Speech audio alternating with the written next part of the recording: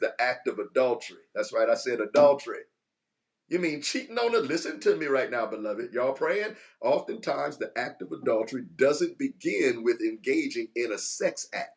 Rather, it begins with someone outside of your marital covenant sitting down with you, those that do it and engage in it, a person other than your spouse, of course, and sharing or partaking in a meal, which is a treasured resource that belongs to and has been deeded to somebody else, which that other person sitting across from you that you lusted after has made a promise to. You sitting down prior to becoming intimate and violating the marital bond in a sexual act, you actually are in violation because you take resources that has been deeded and promised to somebody else and you share it with a stranger that you plan on sleeping with, unbeknownst to that person that you're in covenant with. You take the resources of that covenant and share it with somebody else. Dare I say the adultery starts before you get to the bedroom.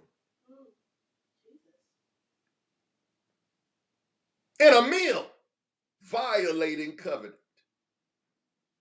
Y'all think that we're being dogmatic? Christ said that I dare to say that y'all began to commit adultery when you look after a woman to lust after her. Before you even lay down. Said it in the Gospels, but I digress again.